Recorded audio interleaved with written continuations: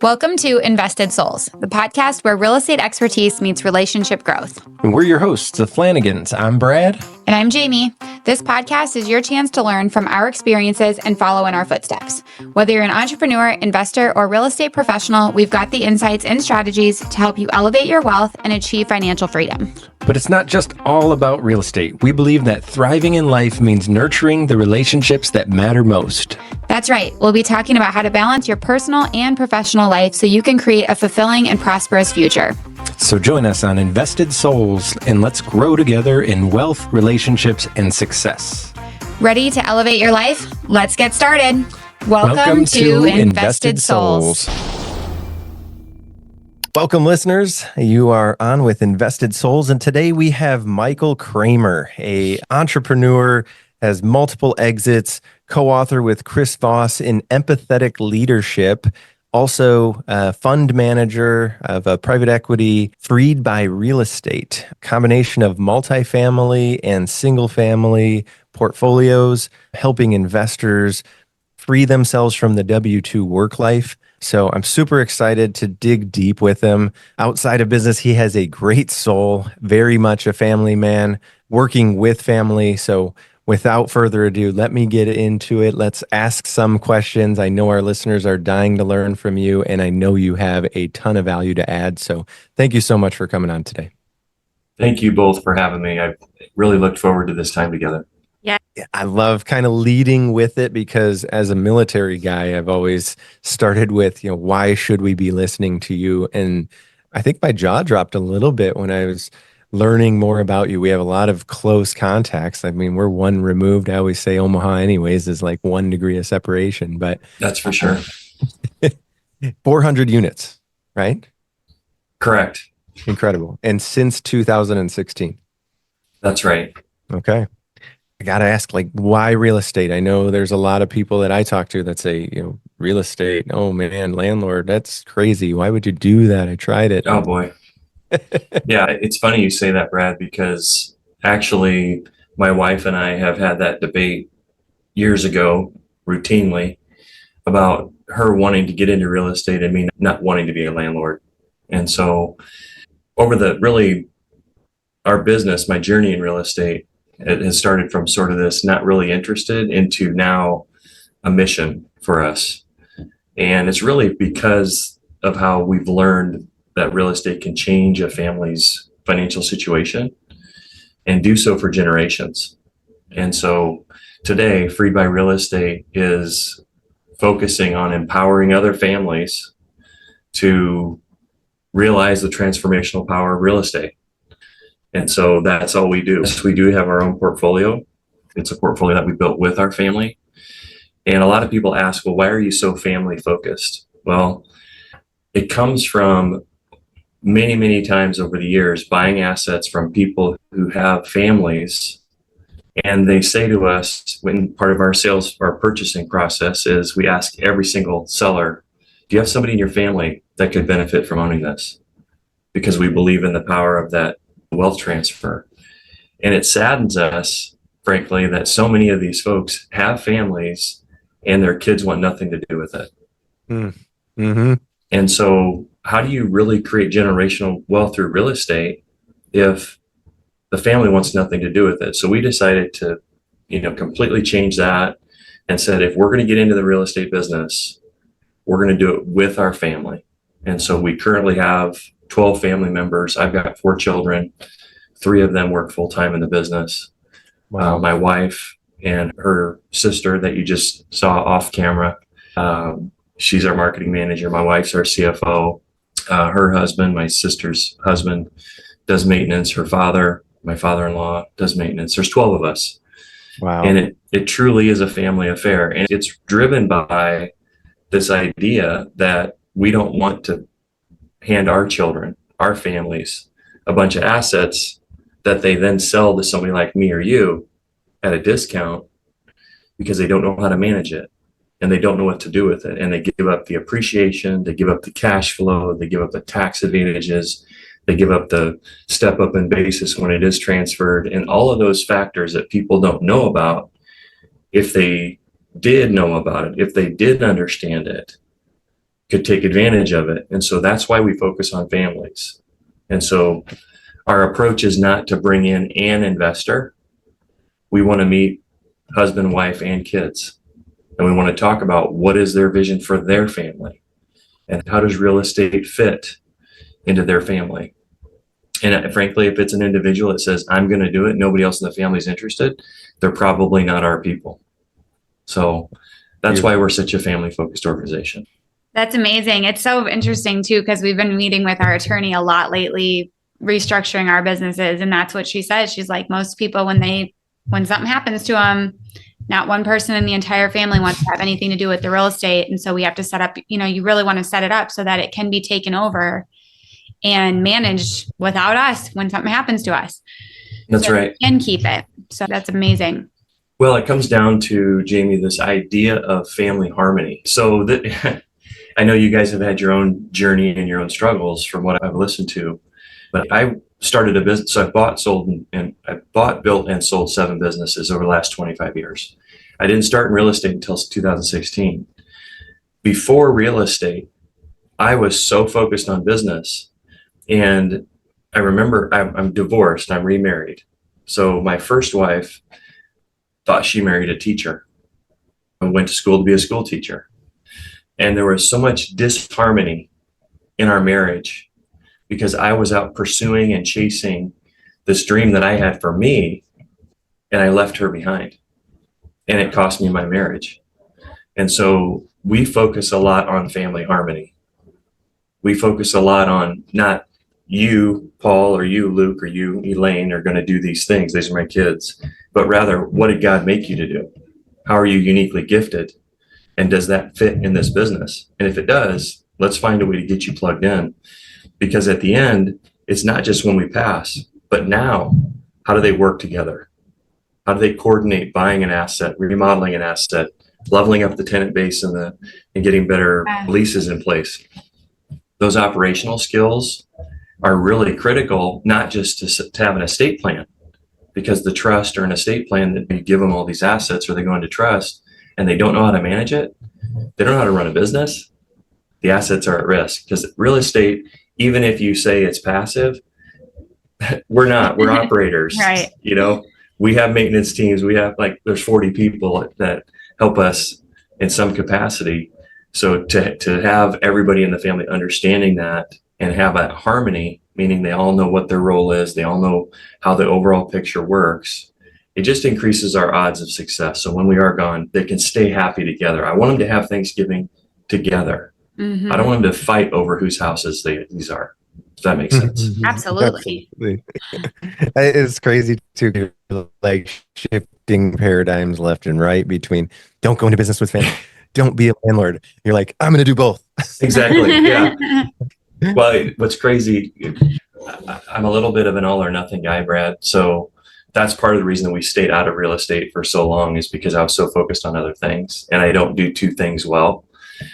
But when I pick something and do it, I do go deep and do it well, because we have such a high standard for ourselves. And most of it is living in courage, frankly, where so many people will say, I'm not going to make a decision until I'm confident, and then I'll act.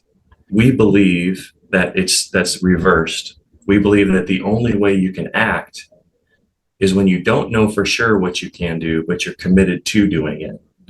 And once you've committed, then you have this season of courage where you're saying, I'm learning, I'm figuring it out. I'm going to surround myself with other people who are good at this.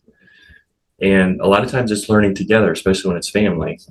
And it's only after several reps that you develop any kind of capability, which then eventually, if you do enough reps, will turn into confidence. So a lot of people have it backwards. They say, I'm going to wait until I have all my ducks in a row. And we say, no, let's establish the standard. What does the ideal look like? Let's have that as our marker. And then let's start acting in courage. And day by day, we're going to get better and better. And pretty soon we meet the standard. And pretty soon we've got enough capability. And pretty soon we're encouraged in confidence. The crazy thing, you guys, is as soon as we feel confident, we immediately go back to some commitment that we're uncomfortable with. Right. You know what I Right? mean? Like Cycle. circle. Yep. It is. I It's a know crazy you're cycle. a book lover. I see and hear so many messages that are within Think and Grow Rich, and this just happens to be a book that I'm obsessed with. And so you've got faith, you've got your purpose. Your purpose is bigger than the comfort zone. So then you get outside the comfort zone to actually get the growth required to achieve what it is that we believe. Is that at all part of your library? Oh, for sure. Think and Grow Rich. Yeah. Yeah, the key to success in this book is written on every page, Yeah, which certainly. is the title, Think and Grow Rich, right? Like I'm reading this book and he kept saying the secret to this book is written on every page. I'm like, well, that's a stupid coy way. Like, where is it? I want to see it. And then at the end, he says it's at the top of each page. Yep. It's that simple message. And so, yeah, as a man thinketh, so is he. Whatever we focus on gets bigger. I mean, I am a collector of ideas. And so I like to borrow other people, nothing new under the sun. I haven't created a single thing, but I do collect a lot of ideas that resonate with me and the Think and Grow Rich stuff. And it Well, is definitely part of it. and you said courage, and sometimes people, I think, misconstrue the word, and a lot of time it's faith, right? You mentioned it before, and I mentioned it over and over again. Everything's happening for us, not to us. Yes. I'm like, man, I feel like we have mirrored messages to the tune of really even the energy. I like energy, and my wife absolutely loves energy. Probably takes it even further than I do. Everything is energy. And like my demeanor is always very relatively calm. I think Jamie and my kids would probably question what person these other people see when they're always like, you're so calm despite all the craziness that's going on.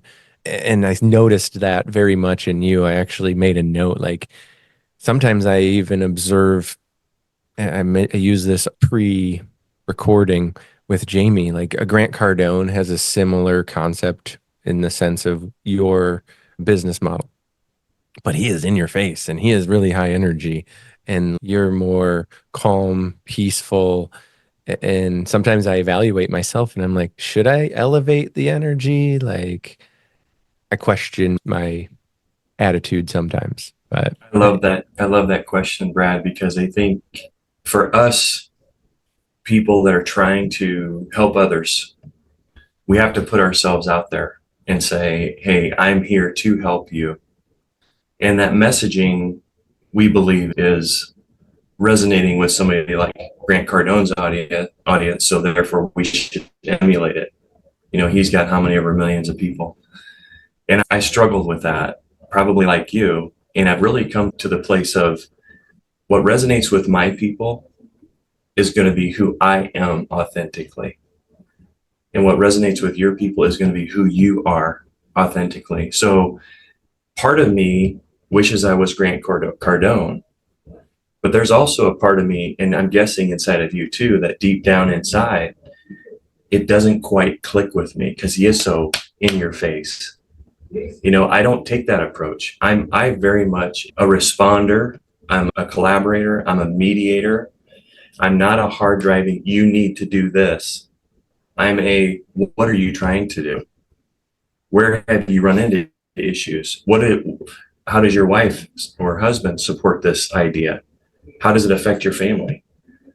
And try to bring in this holistic, question and answer, because I find what happens, you guys, this comes from a lot of what I learned from Chris Voss. A lot of times, if you can get to a place in a conversation, okay, so usually I don't have any props here, but usually there's one person and another person and something in the middle that they're talking about, okay? And sometimes there's competing views, meaning I have an opinion and you have an opinion and it may be a little different. There's emotions tied to those views. And this maybe, like in real estate, maybe the stakes are high. So there's a lot on the line. Those conversations are tricky. And to be able to say, I want what I want, in most cases is going to cause this person to say, well, I want what I want. And then there's this push and push and push. I don't believe in that. With Chris, he says, use tactical empathy, which is mirrors, labeling, summarizing. There's some other go for no question. If you haven't read the book, God, I've never split the difference. Highly recommend it because it will make you a better human being. He says it's about negotiation to sell books. But the truth is what it does, guys, is it allows you to take it from here to put you here. In other words, instead of facing each other and fighting, it allows you to get shoulder to shoulder and look at whatever issue it is together because you've taken a little bit of time to understand. People don't care what you know until they know that you care. If they don't feel heard and understood and they sense that you're a sincere soul, they're not going to get to yes. And even if they do say yes, yes means nothing without how. So the way, when you get to here and you start to collaborate and you solve this problem together, there's what's called a third mind. So my mind and your mind, and then this third mind appears. And I love how Chris says it. He says, never walk into a situation so sure of what you want that you wouldn't accept something better. And if you give yourself permission to have these shoulder to shoulder collaborative type of conversations, all of a sudden this third mind appears and ideas start to come to both. You guys have experienced this. Yeah. You're really vibing with somebody, you got this great energy, and all of a sudden, oh, hey, what about this or this? Next thing you know, you got an idea that was better than either of you walked in the room thinking you were going to get. That's the power of the mastermind. Yeah, it is. It's the power of a mastermind. In like harmonious conversation. Absolutely love it, because I do a book study presently with my team. We meet every other week, and that first hour is dedicated to one chapter. And just yesterday was the power of the mastermind. And it's such a short chapter. We didn't even need the full hour, but so many good principles have come out of that. And I truly believe in the science and the energy, and how it's essentially electrical connections that are going on in there. So if we can get them on the same frequency, yes, that third mind does. Yes. Regardless of how many people are in the room, you got multiple opportunities there. So yes, absolutely. Have you guys heard the name Gary Brecka? Mm-hmm. Yeah. So Gary Brecka he's actually with Grant Cardone, ironically, and he has his 10X Health. Oh yeah. Really, yeah. And I like the content. I'm actually subscribed to some of the ideas and borrowing them because I think it makes sense. But he has a little clip where he talks about this energy that we're talking about. And he said that there's a room that you can be placed in, and they can take all energy waves out of that room. So I don't know what the room's called. And then they can measure your energy. Oh, that's freaky. Yeah. So they measure your frequency. What do you think is the most powerful frequency that's been measured in that room of the emotions? And we're going to have to use words that you can't call a frequency by what the frequency is, but what words would you describe the energy that might come out of the room? Love comes to mind. Love, that's a big one. What else? I want to say calm, because theta is like the calm is a big one. Actually, where it's at. Calm is a big one. And I think you're kind of tiptoeing close to the most powerful one that he ever measured, Brad. Peace. You're dancing around it. He said, some other people I've heard talk about this say it's anger, right? That's you feel a lot of energy in your face stuff like we're talking about with Grant Passion. The strongest emotion or the strongest energy they've ever measured is authenticity. Mm. And authenticity, by their definition, is you say what you believe, or you tell the truth and you believe what you say. So you have conviction. Yeah. Yeah. And that energy is so powerful. I don't remember how much more powerful it is than love, Jamie, but it was like 400 times more powerful than love, authenticity. That's to amazing. Tell the truth and to believe it. It's crazy. It's why you do so well if you're authentic, like online even. You talk about if you really dig deep and you're your authentic self online, it doesn't matter how you show up as long as you're authentic. It will transpire and you will attract the people who you're meant to attract. Amen. That's pretty. Amen. Well, your message is that you just did a few days ago on Facebook about your podcast is why I'm here. Because I'm like, that's an honest assessment of being disappointed and being real and raw and not being disrespectful or being mad, but just being like, hey, this is what I'm dealing with and it's not fun. Right. And it made, it resonated with me. So it was pretty crazy. So it was a wild thing because it's one of those moments you question, do I put myself out there? And then I did it. And I had a really good friend associate reach out to me, and she like put me on a group message with like several different like amazing people in real estate. And I was like, wow, that was actually probably like, yeah, that was not my intent in any way, shape, or form. I was just like, okay, well, I've got now 2 hours of free time. People didn't show up. It is funny because it is super cool because that's why you're here. And I love that. And that was a crazy day. Like we had 3 appointments scheduled and one we had technical difficulties. So like the one that would have worked was unable to make work. And then the other 2, were just whatever, ghosted. And it's like, that's where the mindset piece kind of comes into play. And you're like, how do I perceive this? Is this going to be a terrible thing that's happening to me, or is it happening for me? And she didn't even tell me she was going to do that post. And then I saw it, and then there was so much good feedback from it, hon. So good call. Yeah, that's cool. That's cool. So a quick story that ties to this directly.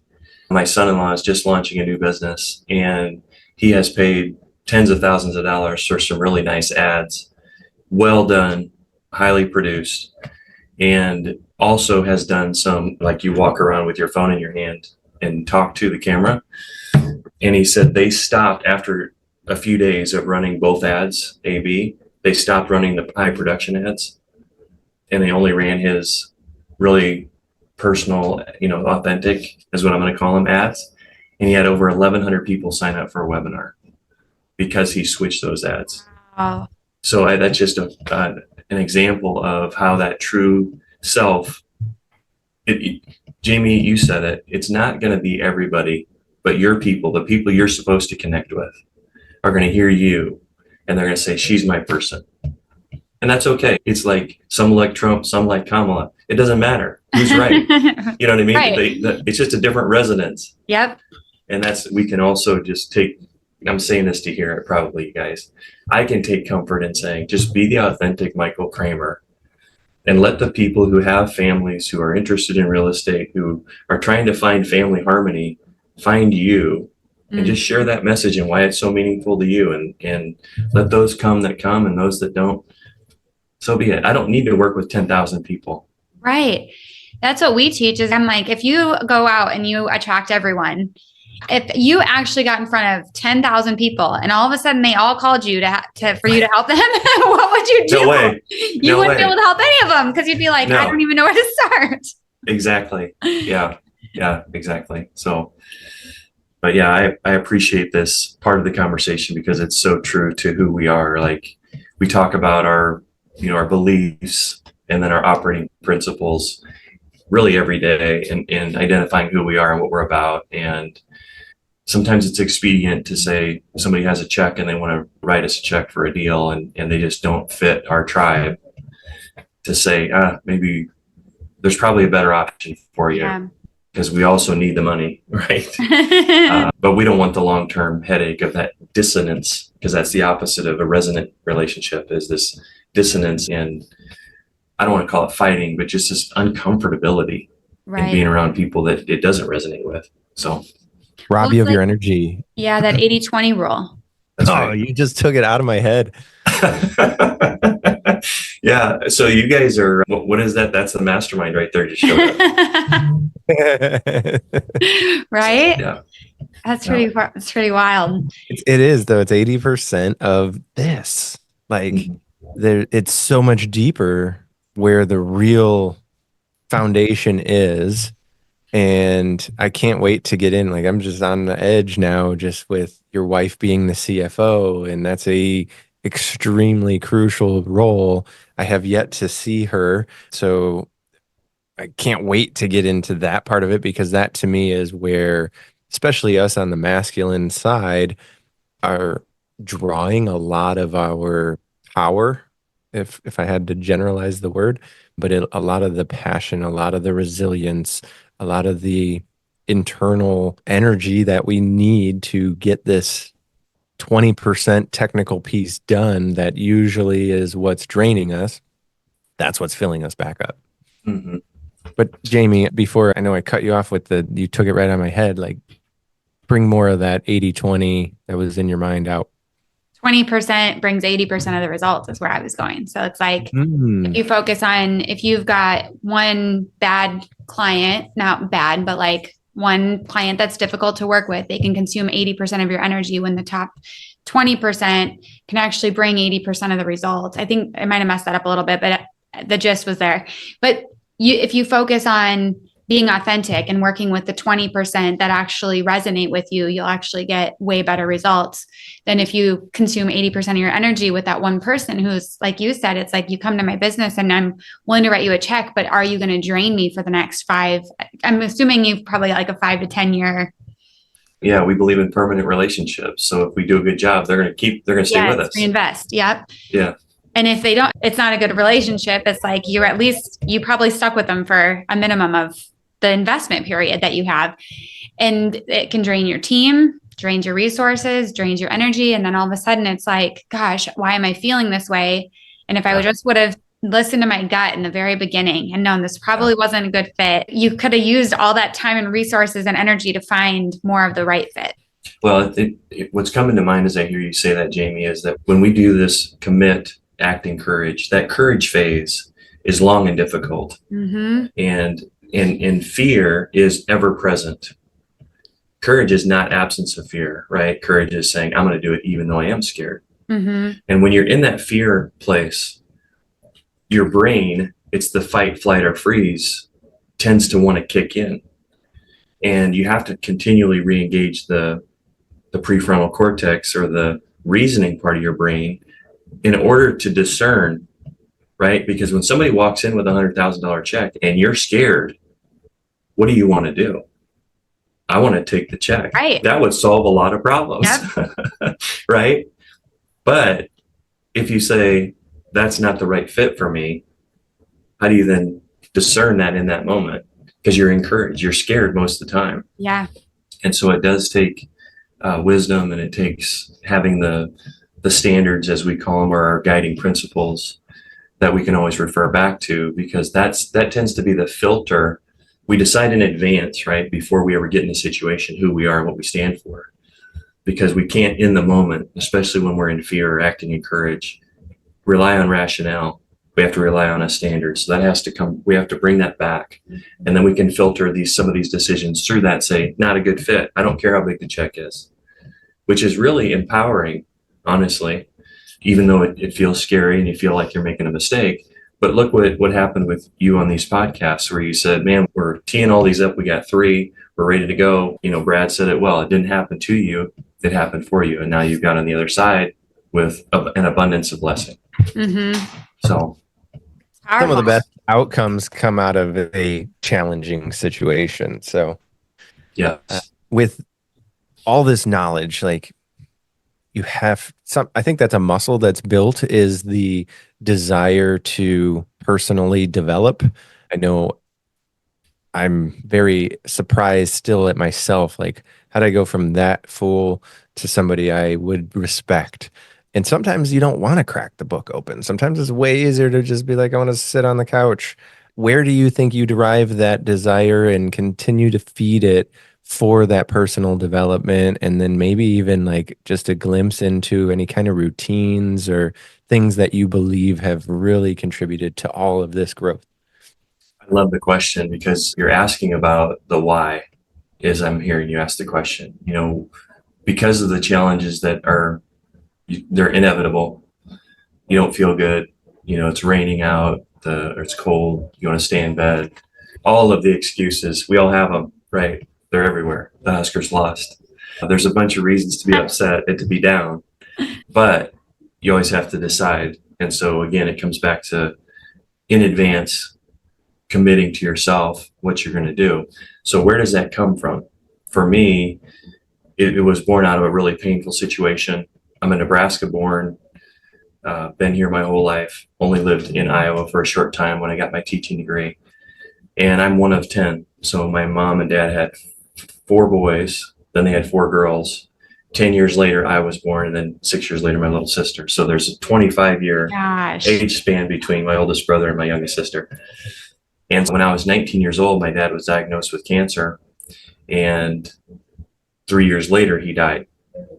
Well, my mom came to me, I'm 21 at the time, and she said that she didn't have $600 to pay the backhoe operator to dig his grave.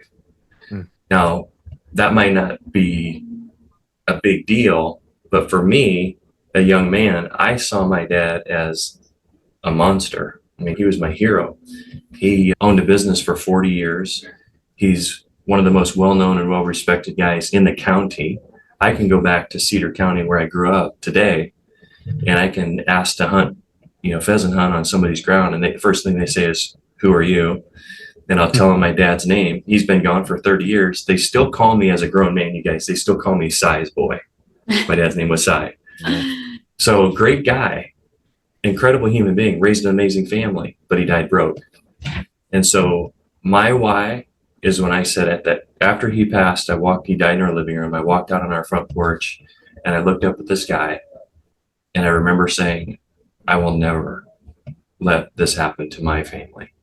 Where my mom, I saw the look on her face, and knowing she was scared, didn't have the money, didn't know what to do. It's devastating. It was devastating.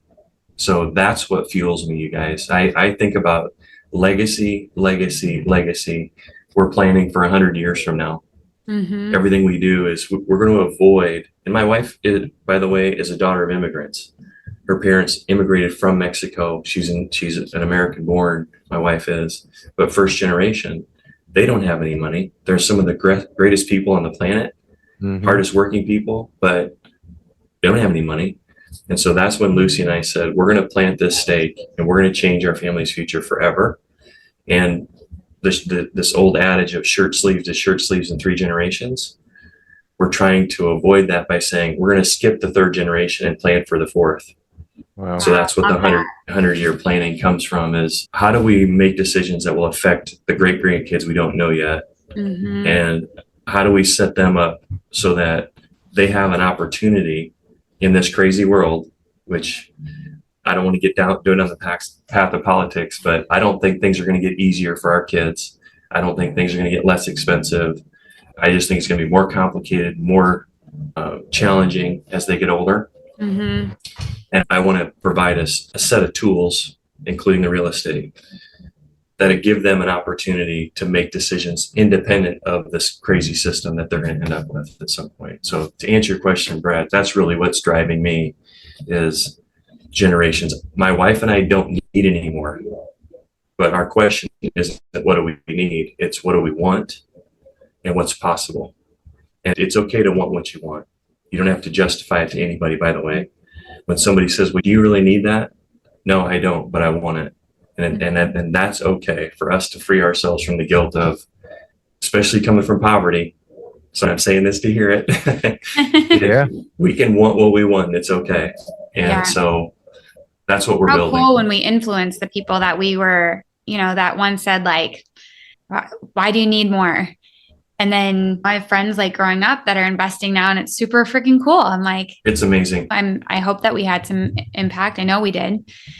And, that changes their generations. And so it's like a ripple effect. And they not necessarily that they want the level that we've gotten to or the desire to go that far with it. But even, 4 properties is $1 million anymore. Like really the entry into a house is $250,000. So yeah, as I sit speaking of, Steph's next to me on my team, and her daughter is here. She's got podcast headphones. That's why I keep giggling. It's so cute. Awesome. I'm trying to get her into the video. She won't come in. But they close on their 3rd investment property tomorrow. That's amazing. So, super That is cool. amazing. Good for those guys. That's great. Anytime you can have that self-direction and autonomy and build your own self, it builds confidence, it builds resiliency, it's enduring. it's amazing. And so Definitely creates a muscle. It's like there's a it muscle does. there that has to be, that you have to grow and learn. I did want to touch on, because we send some questions before the podcast, and I don't want to like totally skip out on some of the points that we that I wanted to touch on, because I thought it was super cool. But you mentioned like the unfair advantage and Yes. what that it means to you and why it kicks a unique selling proposition's ass. Yeah. So you're the first person that's asked me about this, and I love it because it's a very simple twist on what most people call a unique selling proposition, right? So many times when you start a business, somebody says, well, what makes you different and what makes you unique? And so we always look at that through the lens of, well, how can I be, this version of myself, or how can I set up my company to be a version of itself to have an advantage in the marketplace? What we've done is, instead of saying, what do we need to do? We've flipped it and asked the question of, what are for each audience. So we take our sellers, we take our brokers, we take our investors. Those are the three audiences that we deal with, and internally, but that's a separate conversation. But for an external purpose, it's the brokers, the sellers, and our investors. Yep. And we ask ourselves, and we interview them, and we say, what are the things in your industry as it sits today that you're struggling with, or what makes it great? What do you love about it? What are you struggling with? And from there, and this is in the book Blue Ocean Strategy, by the way. Have you guys heard of Blue Ocean Strategy? I've heard of it. I haven't read it yet. Really, really a great book, because of this reframing that I'm talking about is what it helped me do. So we ask the questions, and then we basically go through 4 sets of questions that we ask ourselves. What can we eliminate for that group that would make their life? Let me take a step back. All of this is filtered through one question, which is, how do we make them feel foolish for considering working with someone else, regardless of the money? And by the way, the questions that we ask ourselves are the ones that really will get the mind, because our mind's a computer. It only answers the questions we ask it, and it's not voluntary. So we have to be thoughtful about the questions we ask. So that one question of, how do we make our investors feel foolish for investing anywhere else, regardless of the returns? How do we make our brokers feel foolish for selling to anyone else, regardless of the purchase price? How do we make the sellers feel comfortable or feel foolish to want to sell to anyone else? And so the way we do that is we ask 4 questions underneath that. What do we eliminate for the seller, or whatever the audience is, that's a headache? Mm-hmm. What do we reduce that could make it easier? What do we increase or improve? And then what's something new that we can create that nobody else has done? Out of that exercise, you guys, we came up with 9 things, 3 for each. They're all tiny little advantages. But when you add them together, it makes brokers feel foolish for considering bringing a deal to somebody before they talk to us. It makes sellers feel foolish for considering selling until they at least know what our offer is. Mm-hmm. A lot of times we'll get sellers to agree to not list something, or to say we're not going to entertain anything for a period of time, which is a huge advantage. And how do we get investors to invest with us? All 3 of those are based on those questions, and the fruit of that, which I'm happy to share with you guys if you want to, share with the anything audience. You're willing to share. I love this. Yeah. So then we put it on a graphic, and it's called the Free Buy Real Estate Way. And it's the 9th. We don't call it the unfair advantage, because that is, it can have a connotation that we don't want, right? Yeah. But the Free Buy Real Estate Way is our unfair advantage. Since it's just us talking here, we can talk like that. But that's what I wanted business owners to think about, is how do you get an unfair advantage, not a unique selling proposition? Because the unique selling proposition is, how do I get better? Instead, the unfair advantage is, how do we serve our clients better? What are the pain points they feel? So all we're doing is shifting from, what do I want to produce, to what do they want me to produce that would really be unique. That's awesome. Long answer. Sorry, Jamie. My brain. It was super cool, because me and Brad have been talking back to like when we start into our businesses, and you get a little complacent, right? You're doing your business, it's going well. It can start to, the hardest part about, I think, business is maintaining the mundane tasks to keep that drive the momentum. It's my biggest challenge because I like entrepreneur. I want something new all the time. James can't listen to this episode because I owe him $2 already because I swear. we have a swear jar right now for me. But Brad used to really like when he built his business. We were just talking about this just a couple of days ago. But when he built his business, he would sit down with real estate agents and he would problem solve for them. And it was like he created that. There's no reason to work with anyone else because he had a totally unfair advantage over other loan officers, like fully saying like that's something, if he was going to add anything back to his business, that's what I would add back into his business. Cause it was so cool to watch him literally create a business structure and a business plan and help agents just like really understand. A lot of real estate agents don't understand how to do the numbers of their business. He's very good at Jamie, what's interesting about that story about Brad is that he probably, and I'm guessing here, Brad, correct me if I'm wrong, the conversation probably was, he was probably very curious. He probably asked a lot of questions. He probably was very collaborative, and he probably left them feeling, which by the way is the most important part about any transaction, is how you leave them feeling. Yep. They won't remember what you say. They won't really remember what you did, but they never forget how you make them feel. And if they leave there and they say, Brad cares about me and my best interest, and he wants me to be successful, they're going to feel foolish for considering going someone else before they talk to Brad. Yep. So you crack the code, Brad. And maybe I'm wrong. If my assessment is off, fix it. But sounds to me hot on the track, because it just dawned on me, like the book, because I have not cracked it open, that Empathetic Leadership, but I do find myself often in the position of feeling very empathetic. And specifically, like I didn't even find this role as a financial professional. I was essentially told or highly encouraged, strongly encouraged. And at that time I was used to taking orders, as I say, because I came straight out of Afghanistan. Said, hey, go be a loan officer. I said, yes. And then somehow even when I tried to leave in pursuit of other things, I was still getting inquiries. And then my perspective was always like, the loan officer has a far greater layer of insulation than the independent contractor real estate professional. And I'm like, I have all this support. They're out there doing it on their own, and I'm dependent on them to a certain extent. So how do I become a true partner and leverage the support that I have to help them with their business? Because the better they do, the better we do anyways. And so that's where my constant messaging is like, focus on making an impact, focus on adding value, and the other things that you do want are a byproduct of those activities, not of how do I get that one deal? How do I just make that many phone calls and the true hardcore sales stuff? It has its place. I'm not discrediting it, but it's what are you doing inside of each one of those phone calls, those cold calls, those selling activities that really moves the needle. Well, and Brad, what you're speaking to is this sort of two-headed monster of building a business. One is acquisition of new customers and the other is retention.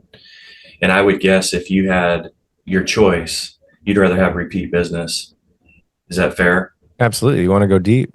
So so instead of hammering the phones and finding new transactions, what if you took a couple of minutes and just asked some questions and really were curious about what's going on with this person? And then they leave feeling like, wow, Brad is not only a good loan officer, but he's a great human being. That's a sticky relationship. And what's the probability of them then saying, hey, my mom needs a loan? Has that ever happened? Somebody referred you because of that? He goes generations deep. I was going to say, that's the sense that I get, right? It's like, this stuff works. You don't need to, we said it earlier, Jamie, you don't need to deal with 10,000 people. You just need a small group that resonates and go deep with them. And I think, Brad, you're in particular, from the story that Jamie's sharing and your follow-on conversation, really gifted in that. It's the biggest compliment when the parent gives an introduction to their child, like adult child, obviously, but like you put that kind of trust in there. And as a father, like I only hope that I have those resources to make sure that I'm in the areas that I may not be strong, I can put them in good hands when they're in need of something. So Yeah. Love it. It's so far greater than transactions. That's why. Well, and what's funny is that you'd probably do way more transactions because of it. That's the irony, right? You focus Exactly. on transactions, you don't do as many. If you Yep. focus on relationships, you do more transactions. Exactly. I don't know how it works, but it works. It does work. It snowballs. Well, Michael, so what's the best way for people to get a hold of you? Empathetic Leadership, is that out yet? It is. It's on Amazon, and Okay, I'm going to get both you and Brad a signed copy Oh, thank you. for hosting me on the Yes. podcast. So Yeah. we'll have to connect. But the best way to get a hold of me, we have Free by Real Estate is a website. I'm just launching a personal website, it's realmichaelkramer.com. And I'm also active on Facebook, where we talk about our deals and keep us posted on, what's going on with the business. Perfect. Oh my gosh. I would love to do a follow-up. I don't know if you and your wife would be willing to come on, but Oh, for sure. Absolutely. Yeah. I think it'd be fun to even have the whole family. I don't know how plausible that is, but no, I think it'd be a blast. Yeah. Yeah, we're all about family and helping other families. So it'd be fun to do that. Awesome. Well, thank you so much for joining us today. Yeah. Thank you for having me. Such a Yeah. blessing. Likewise. First of many.